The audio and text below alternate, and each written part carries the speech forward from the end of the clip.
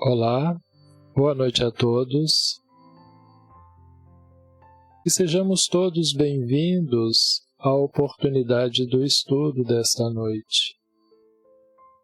Hoje o dia ele vai ser um pouco diferente das outras oportunidades de estudo. Porque pelo que eu conseguir compreender desta reunião de hoje, teremos uma certa capacidade para nossa interação. Poderemos conversar, poderemos falar um pouquinho sobre o assunto que aqui trazemos. O estudo da noite, ele é livre-arbítrio e ele está dividido em duas etapas, em duas partes. Hoje veremos uma parte e na semana que vem, na terça-feira, nesse mesmo horário, veremos uma segunda parte desse tema que é o livre-arbítrio. É o sexto item dos 15 princípios básicos da doutrina dos Espíritos. E vamos iniciar então com a nossa prece. Eu convido a todos a buscarmos fechar os nossos olhos, serenando a nossa mente, elevando ela ao alto, a Deus, a Jesus, aos bons espíritos, ao nosso anjo da guarda que vem ao nosso encontro, nos amparando e nos iluminando nesta oportunidade e neste momento do estudo. Que sejamos de coração e mente abertos para que possamos receber o auxílio que o céu nos envia a todos os instantes. Que possamos nos harmonizarmos e também aproveitar as lições que o Evangelho e a doutrina espírita nos traz para fortalecermos o nosso conhecimento e utilizá-lo no dia a dia da nossa vida. Que possamos também, na oportunidade do equilíbrio e da paz, cedermos, através do nosso esforço íntimo de auxílio ao próximo, um pouco da nossa tranquilidade, do nosso equilíbrio, em favor daqueles que estão lá fora, e que choram e que sofrem sem compreender a vida espiritual e a vida física. Que os mentores da Fraternidade Espírita Mundo Luz nos ilumine nesta reunião, nos dando auxílio para que possamos absorver com mais profundidade e disposição os ensinamentos da noite. Que assim seja.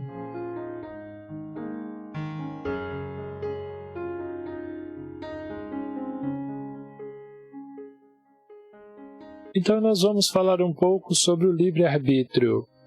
Eu vou fazer uma introdução por alguns minutos sobre alguns pontos que precisamos e depois, dentro das observações iniciais que eu trouxer, que está dentro da doutrina dos Espíritos, as perguntas que porventura forem surgindo, tentarei respondê-las com o que eu já tenho de material aqui. E se não tiver o texto impresso aqui para mostrar, tentarei colocar verbalmente, mas se ainda assim ficar alguma dúvida, ficará anotada para que na próxima reunião, na próxima terça-feira, possamos esclarecer esses pontos. Então, o que eu trouxe para nós neste primeiro momento é que este dia de hoje nós vamos verificar um pouquinho sobre conceito, determinismo, liberdade e vamos ver dicionário.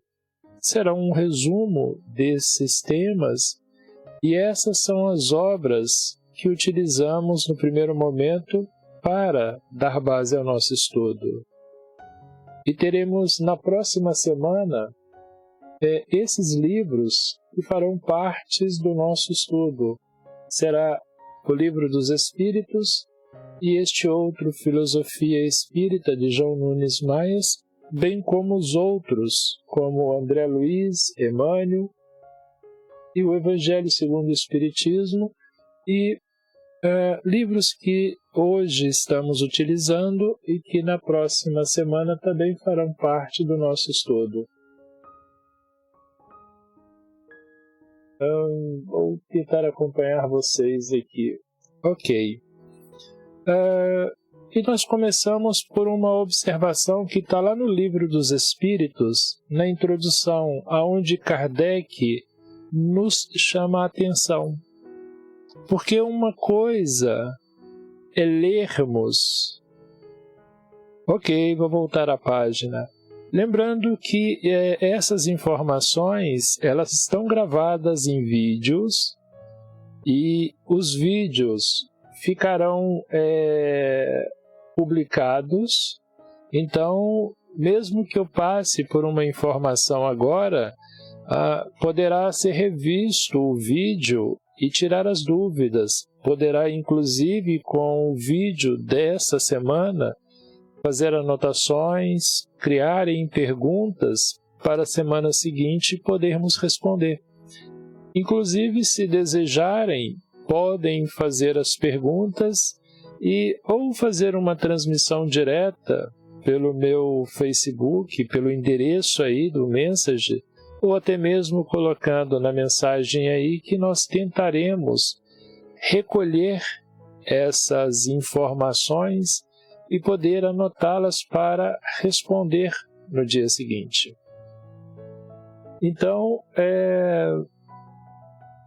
no Livro dos Espíritos, na introdução, Kardec nos chama a atenção, porque ler um livro não nos coloca na posição de pessoas instruídas.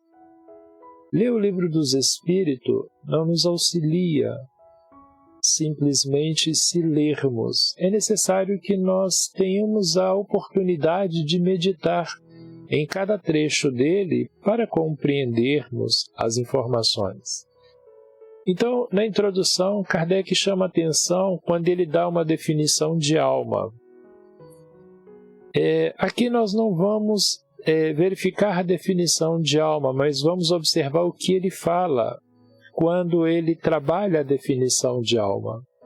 Ele diz que a divergência de opiniões sobre a natureza da alma, e aqui eu complemento, sobre a natureza de qualquer coisa, provém da aplicação particular que cada um dá a esse termo. Então nós precisamos conhecer as palavras para compreender em que sentido elas estão sendo utilizadas. Kardec diz que uma língua perfeita, em que cada ideia fosse expressa por um termo próprio, evitaria muitas discussões. E aí nós temos aquele exemplo, quando estamos conversando e alguém fala sobre manga. Dependendo do contexto da conversa, não saberemos se a pessoa está falando da manga roupa ou da manga fruta. E ele diz ainda que com uma palavra para cada coisa, todos se entenderiam. Mas como não temos uma palavra para cada coisa, e ao contrário, nós temos uma palavra para muitas coisas, é sempre necessário que façamos utilização do dicionário. Aquele que se dispõe a estudar doutrina dos espíritos precisa ter junto de si o dicionário. E também é importante ir conhecendo a doutrina, porque dentro da doutrina há definições que sobrepõem às definições do dicionário, nos permitindo ter mais clareza na hora de compreender as lições que encontramos dentro do Evangelho e dentro da doutrina. Dito isso, nós vamos para o dicionário e vamos descobrir o que significa a palavra livre, já que o nosso tema hoje é livre-arbítrio. No dicionário diz que livre é capacidade para agir ou não agir. É livre aquele que decide se vai agir ou não. Aquele que não depende de outrem é livre. Aquele que caminha por si só, aquele que pode ir e vir sem a necessidade de outro, é livre. Aquele que não é casado é livre. Arbítrio é resolução, determinação dependente apenas de vontade. Então, eu posso ir dependendo da minha vontade. Vou porque quero e não porque alguém me exigiu isso. Faço porque tenho vontade, não porque alguém me exigiu isso. Poder. Arbítrio também é poder. É a faculdade de decidir, a capacidade de poder decidir. E aí, aquela pessoa que não tem dificuldade mental, que tem o equilíbrio mental, ela tem o poder de decidir as coisas, de escolher, de determinar, dependente apenas da sua vontade. E aí, juntando livre e arbítrio, nós temos o tema da noite, livre-arbítrio. E indo no dicionário e verificando o que quer dizer livre-arbítrio, o dicionário diz que é oportunidade ou possibilidade de tomar decisões por vontade própria, segundo o próprio discernimento, e não se pautando e não se apoiando numa razão, num raciocínio de outrem, motivo ou causa estabelecida. E aí o dicionário nos traz uma palavra que é o discernimento. E o discernimento tem no dicionário, mas eu vou juntá-lo a uma definição que o Emmanuel nos traz, porque a definição nos amplia o entendimento do discernimento. Emmanuel, no livro Seara dos Médiuns, ele traz para a gente na lição 62 a seguinte frase: a educação confere discernimento. O que essa frase significa?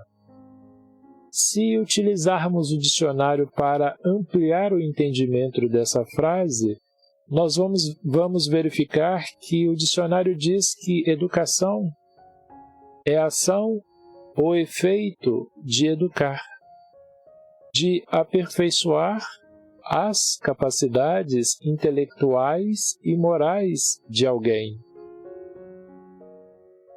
Confere, concede, dá. E o discernimento que a gente tem no dicionário diz que é a aptidão para avaliar algo com sensatez e clareza, bom senso, capacidade para perceber a diferença entre o certo e o errado.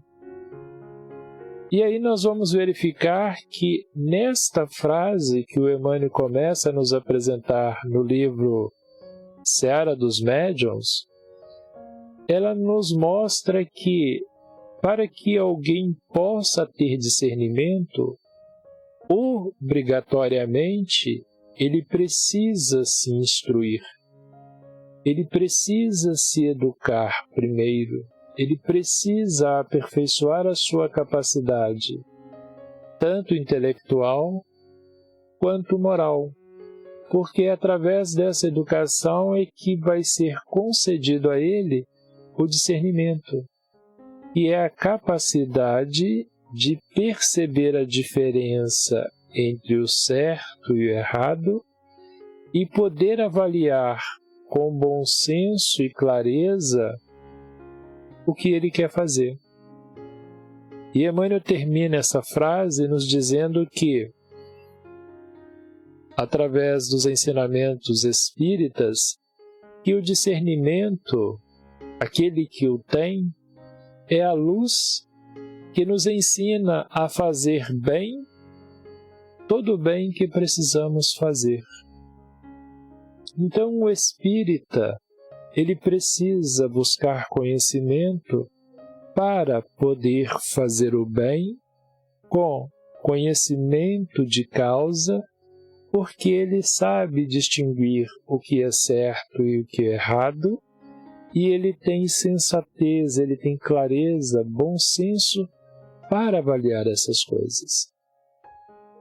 Dito isso, voltando ao Livro dos Espíritos, na questão 843, para nos ajudar, Kardec pergunta aos espíritos: tem o homem o livre-arbítrio de seus atos? E aqui nós estamos nos referindo ao homem, não estamos falando do espírito.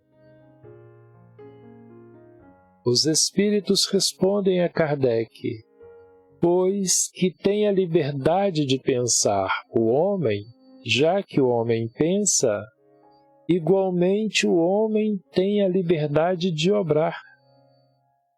Sem o livre-arbítrio, o homem seria máquina, programada através de comandos, através de ordenamento, em que alguém programaria, organizaria o afazer daquele indivíduo e ele teria esse comportamento automático de um ser robótico. Então, os espíritos mostram que o ser humano, como tem a capacidade de pensar, tem também a capacidade de obrar. E na 844 eles nos dizem: do livre-arbítrio goza o homem desde o seu nascimento? E aqui a gente observa que estamos falando do homem. E eles nos dizem: há liberdade de agir, existe liberdade de agir, desde que haja vontade de fazê-lo, como verificamos na definição de arbítrio e de livre. Há sempre a liberdade de agir, de fazer, desde que tenhamos vontade. E como exemplo, ao estarmos aqui reunidos hoje, fizemos isso pela nossa vontade, e pela nossa vontade agimos deixando outros afazeres e nos postando à frente do computador ou do telefone para desenvolver o estudo.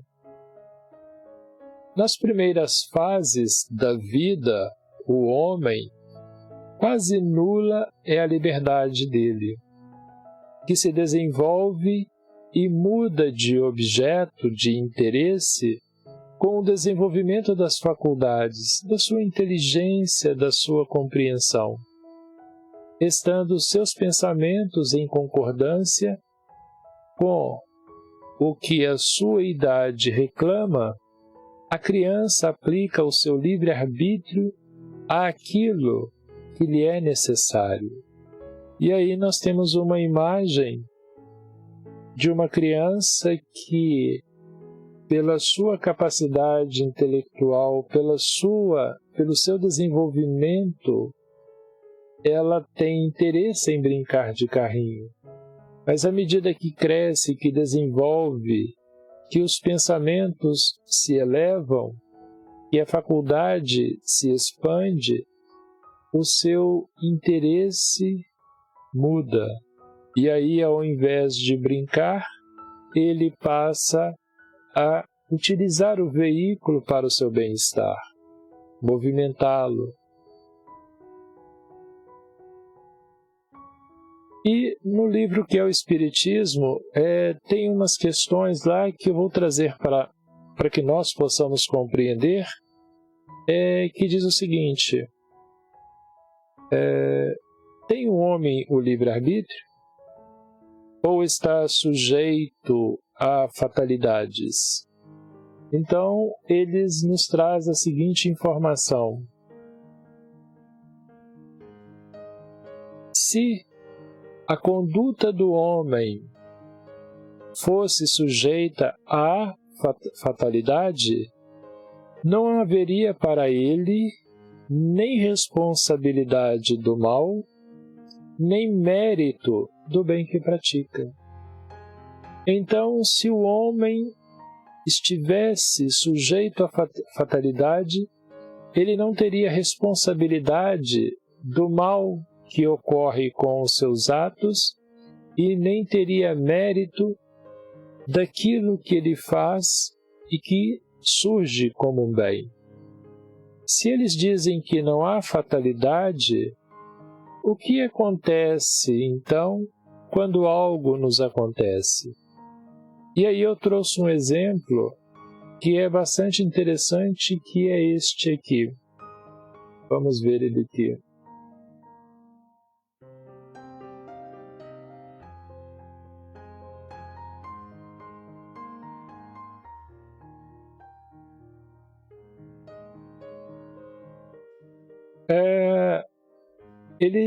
Essa informação ela está no livro Coisas deste Mundo e fala sobre as consequências da reencarnação na vida diária.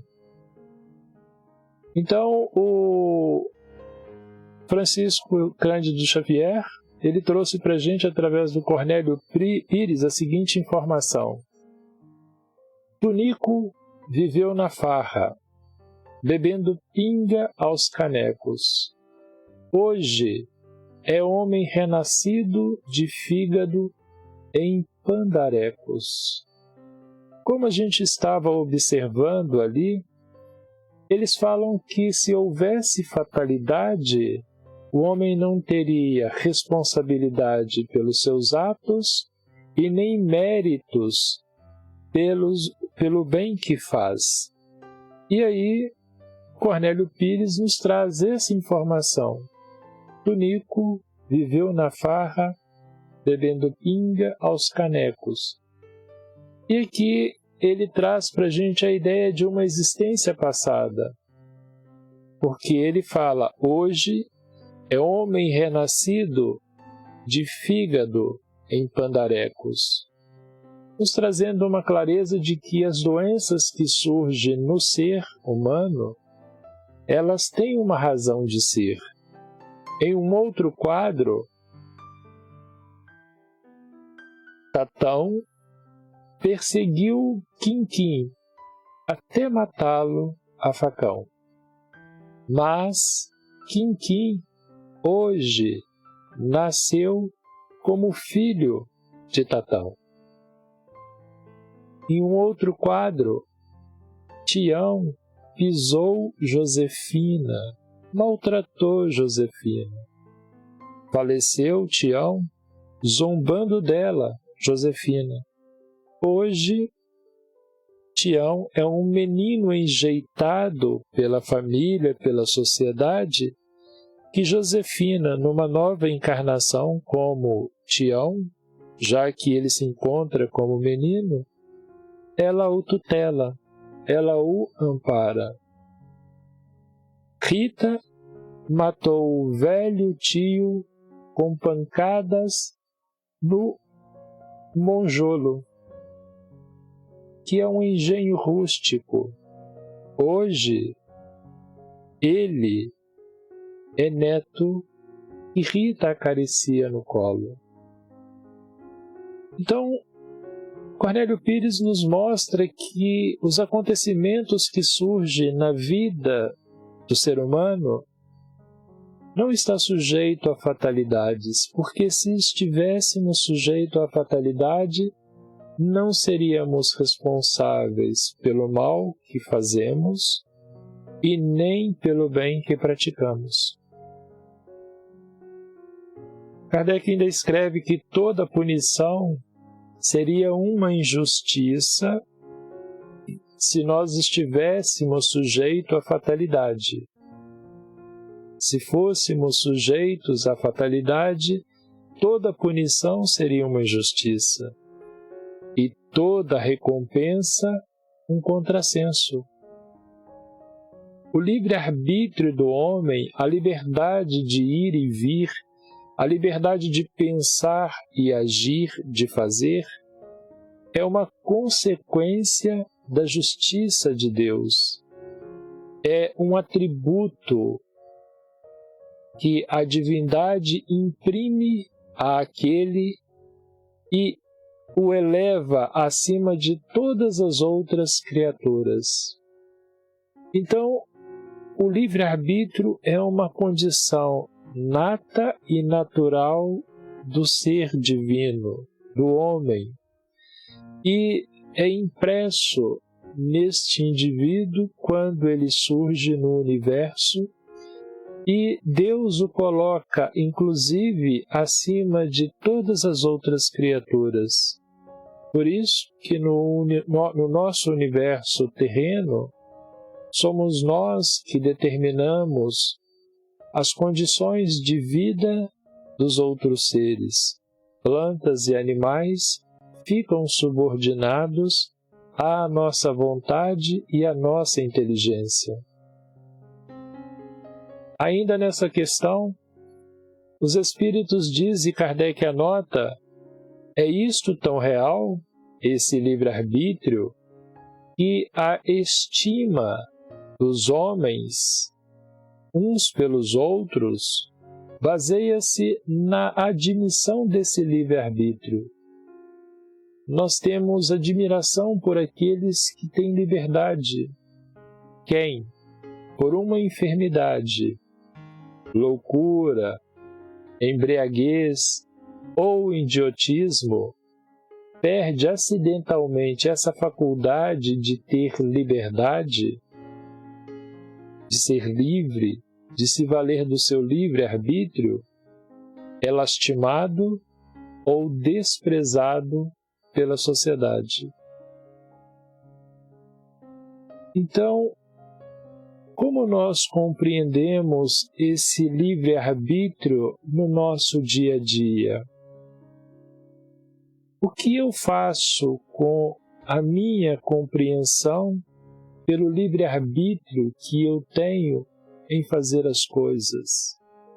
E eu lembro das palavras de Emmanuel, que ele diz, quando ele diz que o discernimento é a luz que nos ensina a fazer bem, todo o bem que precisamos fazer, porque aquele que adquire educação, essa educação concede a ele discernimento, que é a capacidade de avaliar as coisas com sensatez e clareza, e que sabe o que é certo e o que é errado. E diante dessa compreensão, desse esclarecimento, eu utilizo isso para me prover do meu livre-arbítrio e compreender que todos os meus atos, todas as minhas ações decorrem, como Kardec nos anotou, de não ter fatalidade na minha vida, mas que tudo o que eu faço promove um bem ou um mal conforme a minha escolha? Ainda dentro do livro Que é o Espiritismo, na questão 129, Kardec nos anota que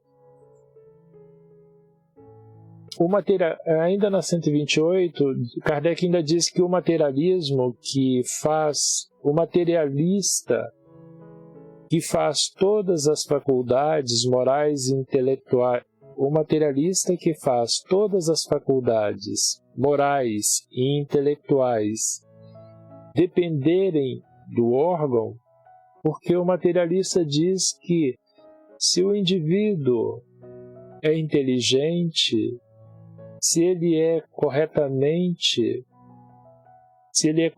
nos seus atos, ele muitas vezes, diz o materialista, é que ele tem uma boa genética, é que ele é filho orgânico, físico, biológico de alguém que também traz alguma característica inteligente. Então, Kardec escreve que o materialista que faz todas as faculdades, a inteligência, a moral, o respeito ao outro, a sabedoria em realizar as coisas, dependerem do organismo, reduz o homem ao estado de máquina, como vimos também anterior. Sem livre-arbítrio, porque vai depender da genética, e por consequência, sem responsabilidade do mal e sem o mérito do bem que pratica. Na questão 129, Kardec anota: será Deus o criador do mal, já que nós encontramos muita maldade espalhada por aí? E é anotado que Deus não criou o mal. Deus estabeleceu leis, regras, parâmetros, e estas são sempre boas, porque Ele é soberanamente bom. Aqueles que as observassem fielmente, aqueles que dessem atenção fielmente às leis divinas, seria perfeitamente feliz aqui na Terra. Porém, os espíritos, tendo seu livre arbítrio, nem sempre as observam, e é dessa infração que provém o mal. É como nós que, dirigindo o carro, por exemplo, numa via em que a placa está escrito 60 km por hora, o radar está informando que a velocidade é 60 km por hora. E aí passamos a uma velocidade que excedeu o limite daquela via. Que seja 1 quilômetro a mais. Atravessou o limite da lei. E uma vez atravessando o limite da lei, somos punidos com aquela foto que chega para nós, com um preço bem elevado, e aí nós, olhando para ela, pensamos: será que eu fiz? Será que eu não fiz? Mas a imagem é muito clara, a imagem está ali demonstrando que passamos do limite e éramos nós, porque há uma prova disso. Assim são as leis de Deus. Elas são corretas e boas e atendem a todos nós. Mas no momento em que nós ultrapassamos o limite, passamos por algumas dificuldades. E para a gente compreender isso, eu vou trazer mais um pedacinho de Cornélio Pires, aonde ele nos traz o seguinte: Tonico viveu na farra... Opa, peguei errado aqui. Deixa eu pegar o outro aqui. Que razões do amor em Nira, se o filho nem procura? Qual o motivo desse amor de Nira para o filho, se ele não a procura? Ele, o filho, é o homem do passado que ela, Mira, induziu à loucura. Observa o que semeias, se o amor ou luz, ódio ou paz. Tudo que damos à vida, tudo que oferecemos à vida, a vida pega e nos traz. Furtava ouro e diamantes. O ourives Joaquim Cazuza, na existência passada. Renascido hoje, trabalha em forno de ferro gusa.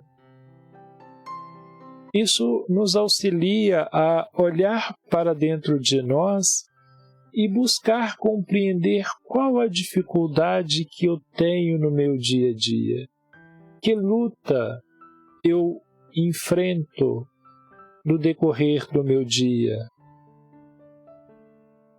Sim, Márcia, seria a lei do retorno, como a gente está vendo o Cornélio Pires, através do Chico Xavier, nos relatando. Como o caso desse item 7, em que o Joaquim Cazuza, numa existência passada, ele era ourives, ele trabalhava com joias, e ele furtava ouro e diamante. E renasceu, e no dia de hoje, a função dele é trabalhar num forro de ferro gusa, ambiente duro, super quente, insalubre. A escolha tem outro ponto aqui interessante. Ela é feita pelo próprio espírito quando está no mundo espiritual. É ele que, olhando para dentro de si e observando os acontecimentos, é que fazem a escolha. Veremos isso em algum momento mais à frente. E aqui o Cornélio nos oferece o seguinte: Marina expulsou a sogra por causa de uma tigela que é bem provável tenha caído e quebrado. A pobre senhora morreu na chuva, mas agora é filha de Marina. E muitas vezes aquela individualidade vem com problemas, vem com dificuldades, vem com dores. No momento, Marina passa agora a ser aquela mãe que luta nos braços com uma criança doente e sofrida, porque muitas vezes, ao ser expulsa, a sogra sentiu-se abandonada, revoltada e agora odeia Marina. E é necessário que ambas se encontrem para que possam corrigir mutuamente os erros individuais que cada uma produziu. Marina produziu o erro grave de expulsar alguém, de deixar alguém abandonado e, com isso, a morte, o sofrimento. A sogra, por se ver abandonada, ao invés de buscar a Deus, de buscar o perdão e a compreensão daquele sofrimento, se revolta, sente ódio e deseja vingança. E aí é necessário que aquelas individualidades se encontrem, uma para aprender a perdoar e a outra para aprender a ter paciência. Voltando à questão 130, do que é o Espiritismo,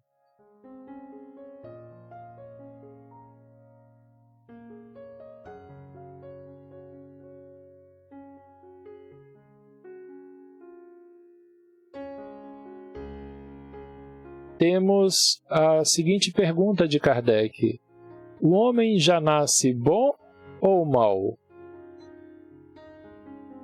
E os Espíritos nos esclarecem que é preciso fazer uma distinção entre a alma e o homem. É necessário separar alma e homem. E quando eles falam em separar alma e homem,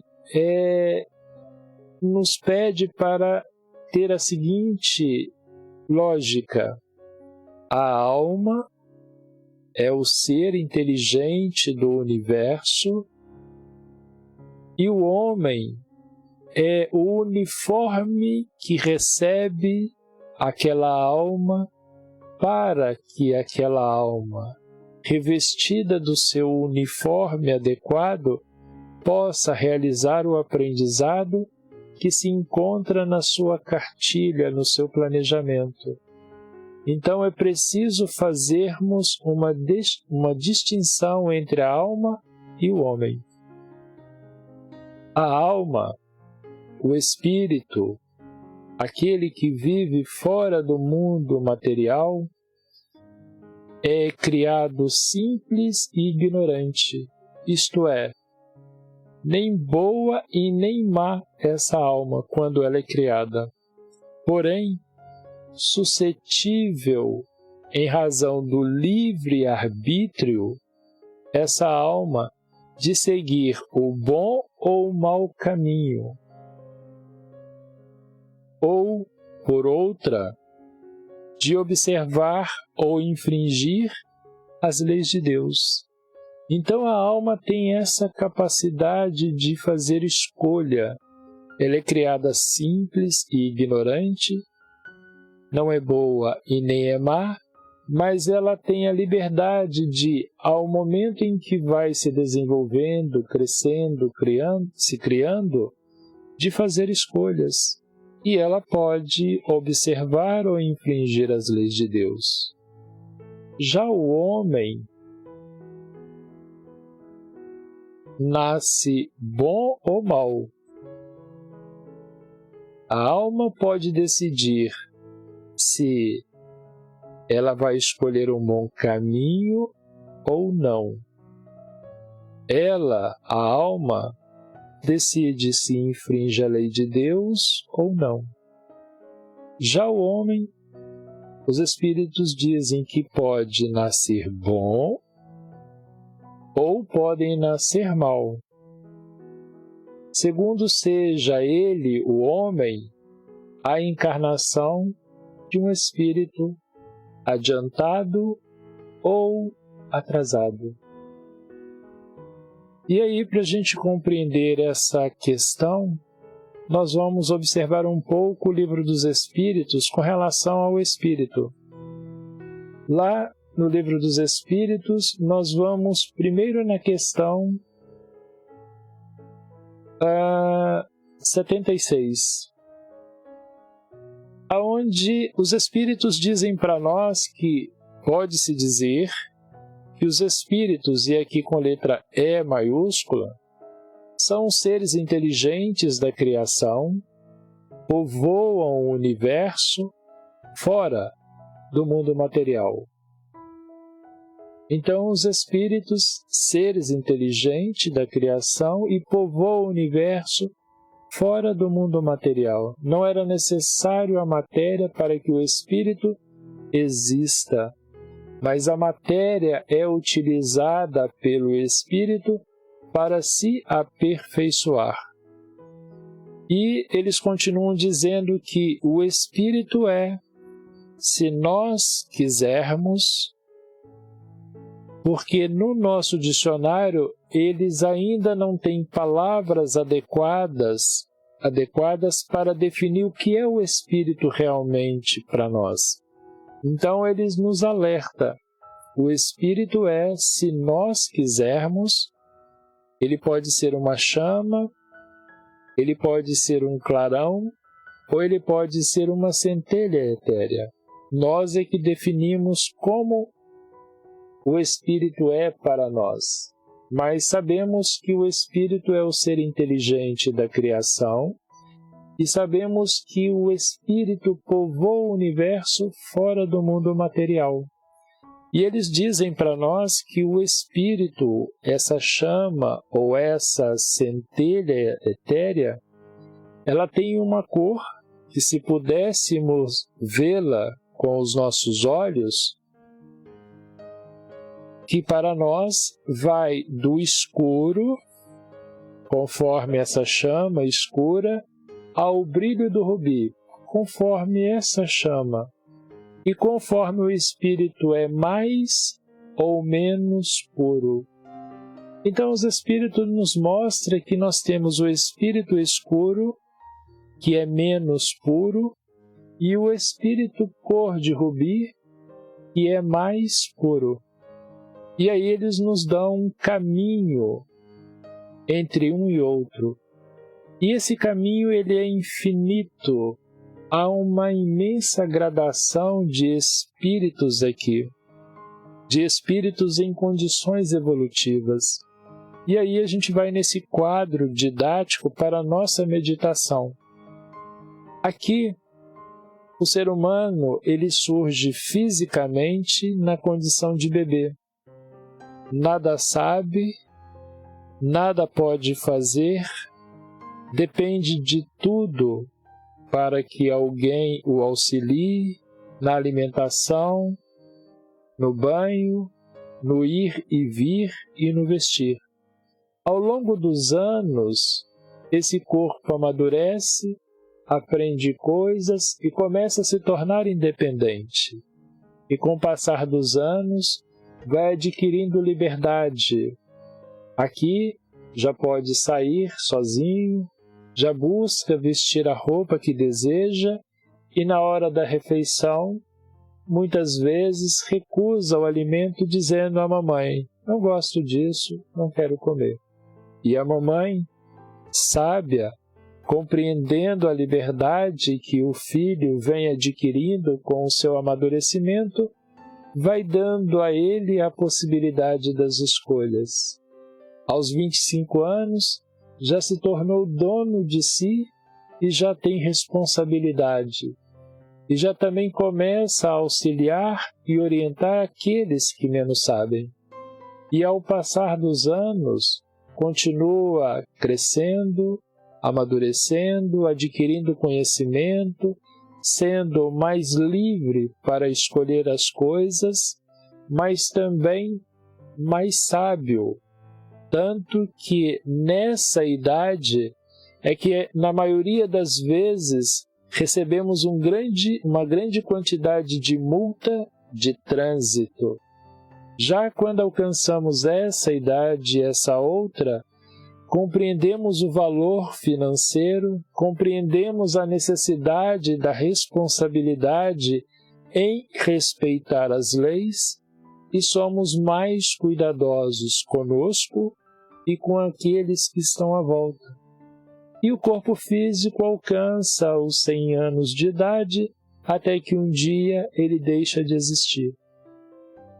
Mas o espírito segue uma trajetória equivalente a essa, com uma diferença. O espírito surge, como diz os espíritos, é criado por Deus, simples e ignorante, sem nada saber, sem nada fazer. E aí nós podemos dizer que esse espírito escuro é como um espírito bebê, que tem uma característica equivalente ao do bebê aqui. O espírito bebê só vivem nos mundos primitivos. Não têm eles capacidade de nascerem nos mundos de provas e expiação como o nosso, porque a estrutura material exige mais inteligência do espírito para a recomposição dos corpos, e o espírito bebê não sabe fazer isso. Eles são amparados nos mundos primitivos, como as nossas criancinhas são amparadas nas primeiras idades. E aí, ao longo dos milênios, o corpo físico amadurece ao longo dos anos. A doutrina diz que os espíritos mudam de posição social, de posição, de inteligência, de gradação espiritual ao longo dos milhões de anos e das milhares de reencarnações em cada etapa. E aí, em cada etapa em que o espírito avança na vida eterna, os milênios vão se passando e as milhares de reencarnações vão acontecendo. E assim vai se passando o tempo, ele vai se aprimorando. E a cada momento em que ele adquire um certo grau de conhecimento, de inteligência, de sabedoria, ele aumenta a sua capacidade do livre-arbítrio, da mesma forma que aqui as nossas crianças vão adquirindo livre-arbítrio, liberdade para fazerem as coisas à medida que crescem. O espírito também passa por esse processo. À medida em que evolui, ele adquire mais conhecimento, mais liberdade para fazer as coisas, mas também mais sabedoria para decidir o que é bom e o que é ruim. E os milênios passam, as inúmeras reencarnações acontecem, até que o espírito alcança a condição de espírito cor de rubi, ou espírito puro, a figura do Cristo. E a doutrina termina nesse ponto dizendo para nós que Deus impõe ao espírito a encarnação com o fim de fazê-lo chegar à perfeição. Para uns que encarna pode ser expiação, mas para outros espíritos são missão. E isso vai depender de qual o grau evolutivo que esse espírito se encontra e em que consequência aquela encarnação está existindo. Se ele vem para se aprimorar e auxiliar os que estão à sua volta, ou se ele vem fazer correção, como Cornélio Pires nos mostrou naqueles quadros que a gente viu. E os espíritos, para alcançarem essa perfeição, têm de sofrer todas as vicissitudes da existência corporal. Uma hora nasce rico, outra hora nasce pobre, outra hora nasce num corpo masculino e outra hora nasce num corpo feminino.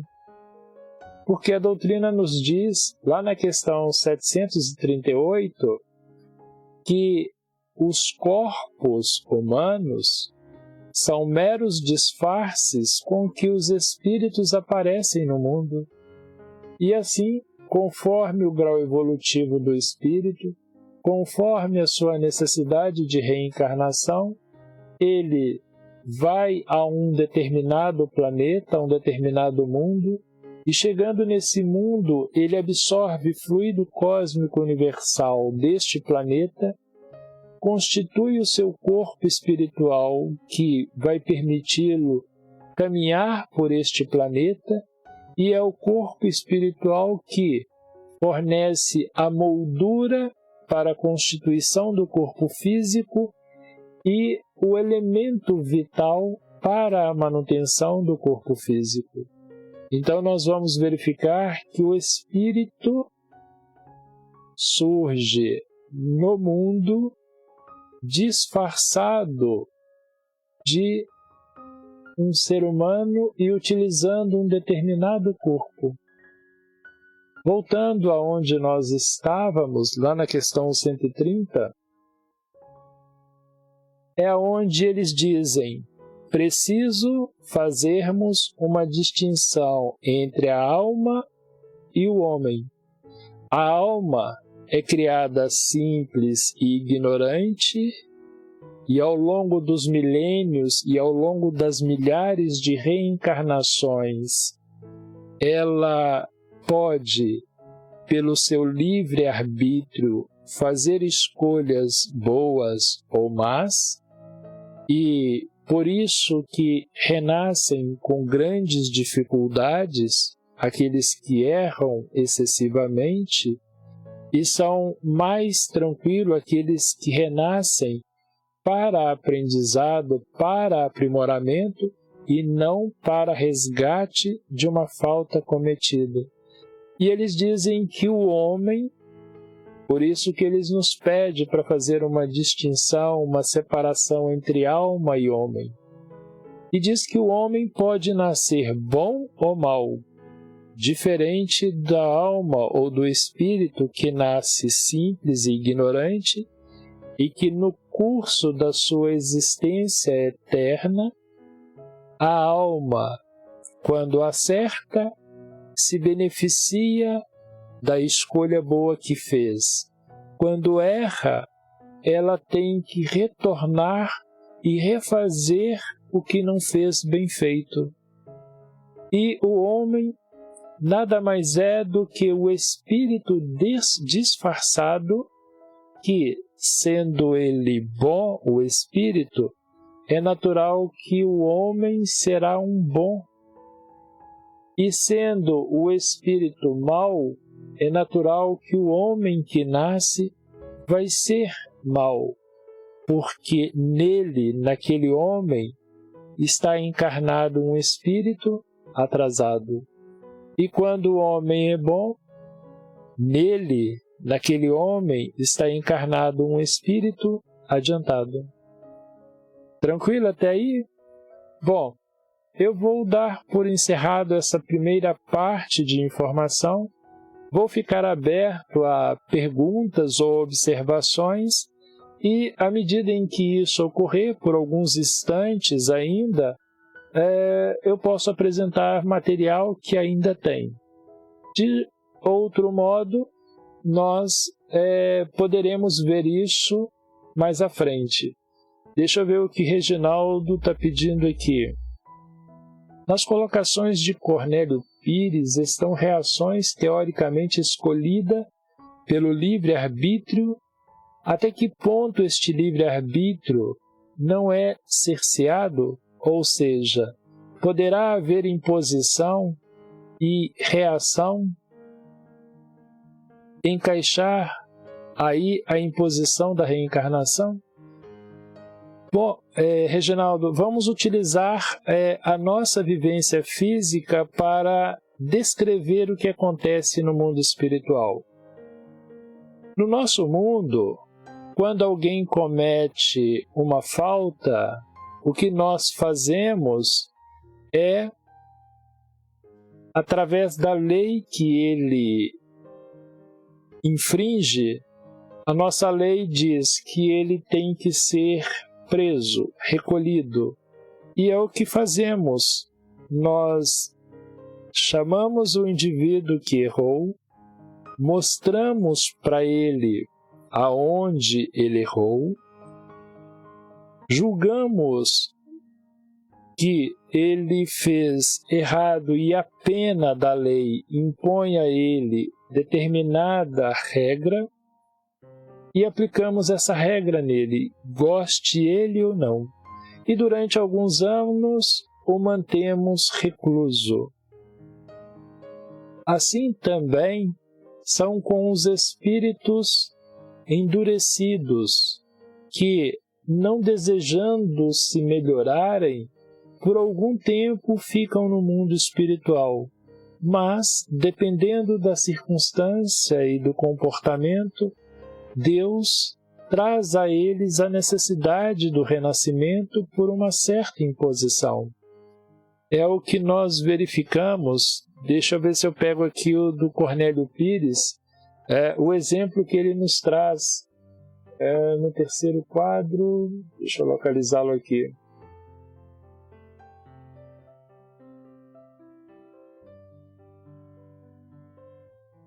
Ele nos diz aqui, no esporte, o conde arrasava com qualquer antagonista, com qualquer adversário. Morreu e voltou à terra um médico ortopedista. Suicidaram-se por Jonas, Dila e Duca de Moraes. Renasceram filhas dele, meninas excepcionais.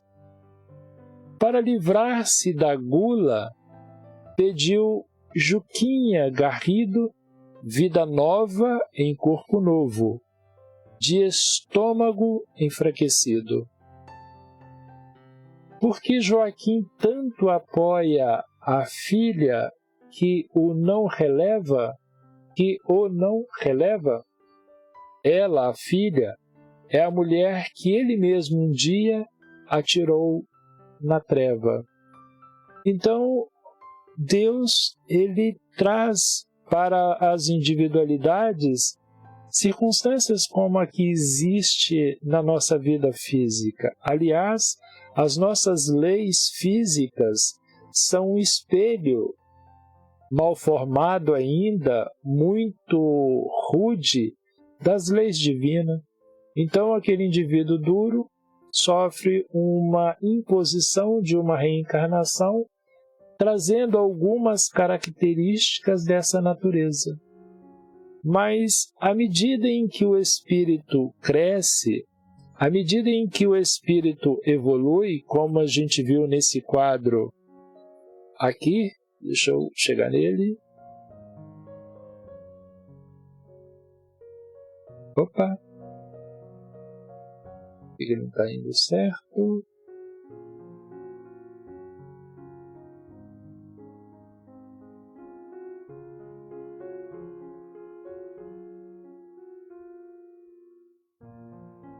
Ok, porque eu dei um clique fora. À medida em que o espírito amadurece, à medida em que ele vai evoluindo, ele vai adquirindo conhecimento intelectual. E aí ele vê a necessidade de se autocorrigir.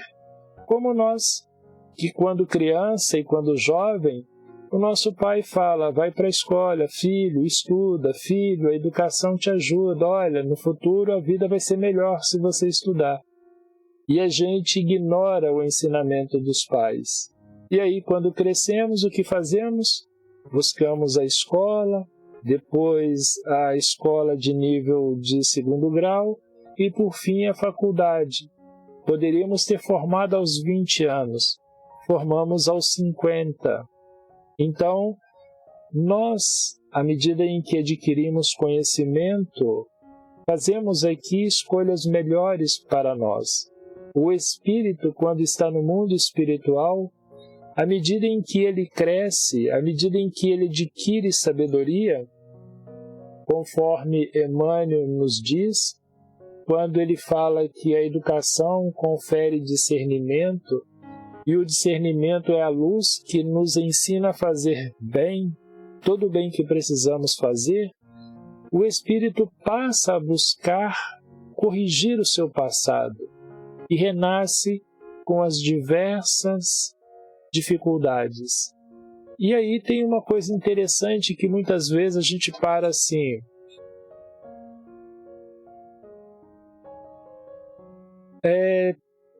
Eu vou te falar, daqui um minutinho eu te falo, Márcia. E muitas vezes a gente fala assim, mas eu não lembro dessas escolhas. Então, resumidamente, pensemos. A doutrina diz que o corpo físico é o disfarce com que o espírito chega neste mundo. E aí nós vamos verificar que quando o espírito chega neste mundo, observa que ele recebe um corpo novinho. E o espírito passa a ver este mundo com os olhos físicos, ouvir com os ouvidos físicos, sentir com o tato da mão, da pele, a degustar com a boca. E a gente vê que o espírito num corpo novinho, ele tem que aprender a fazer tudo, ele tem que aprender a andar, a falar.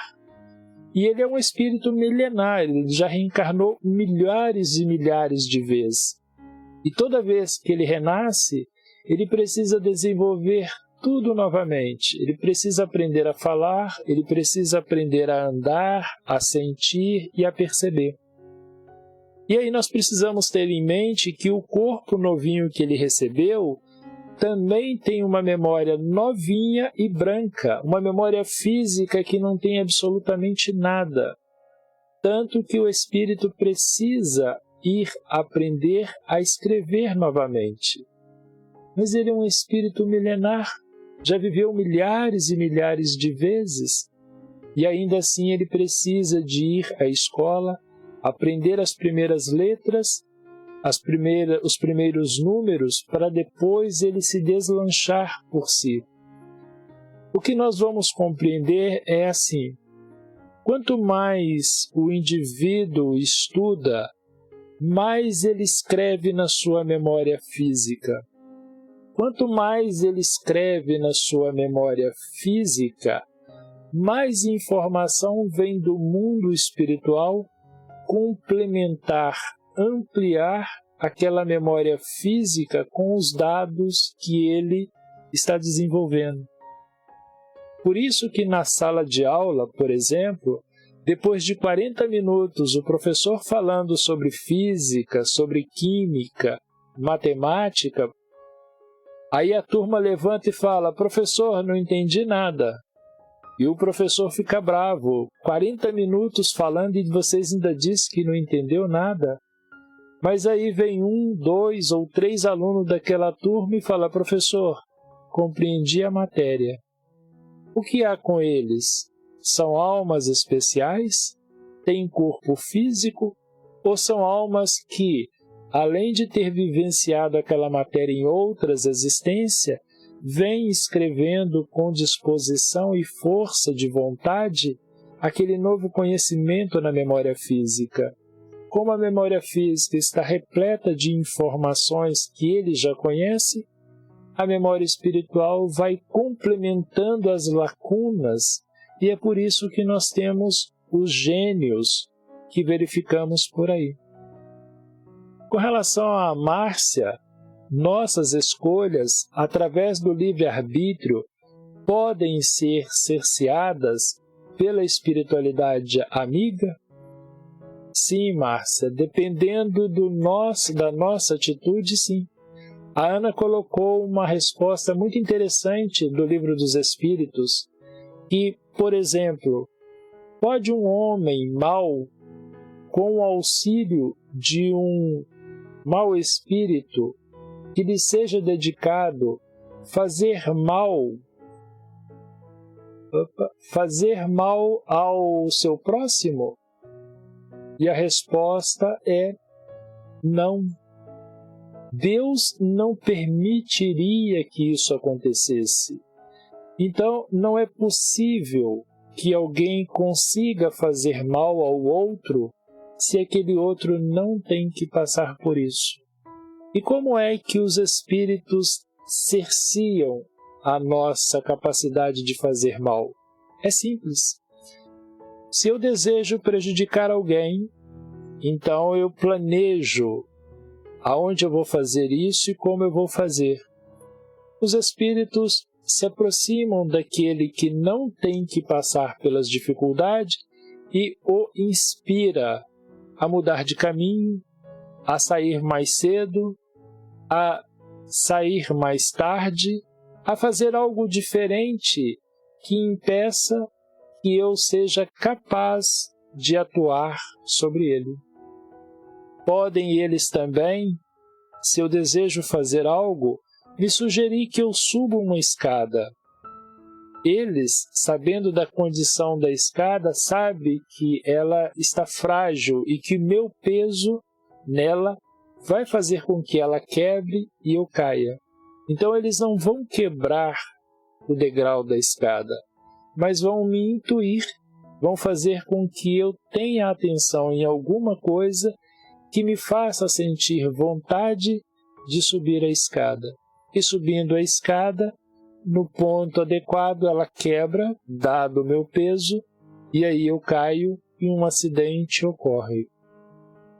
Bom, o nosso tempo está meio que esgotado. Se alguém tiver alguma pergunta a mais que gostaria de fazer, senão a gente vai para a nossa prece de encerramento e já convidando a vocês para a próxima terça-feira, aonde eu vou trazer algumas informações a mais sobre o livre-arbítrio. Bem, Agradeço a todos, agradeço a companhia de todos. Vamos para a nossa prece de encerramento?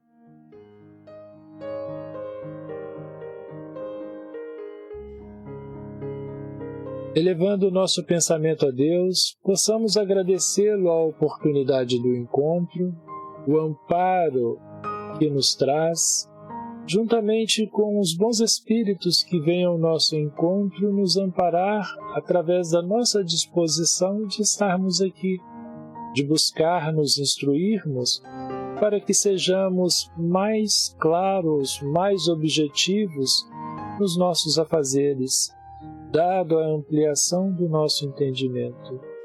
E na oportunidade possamos, reunidos nesse feixe de luz, estender um campo de energia em favor daqueles que choram pelos cantos, em favor daqueles que sentem dores, em favor daqueles que, não compreendendo a vida, acreditam que se encontram no inferno.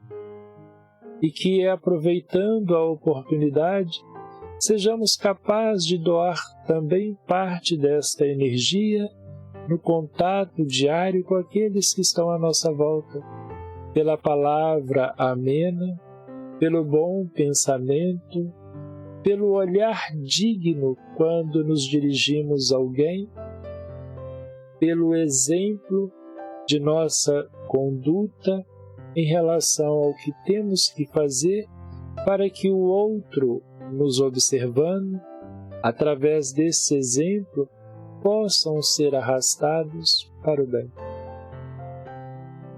E assim seja. Obrigado a todos, que Deus nos abençoe hoje e sempre. Gratidão a todos, até a próxima.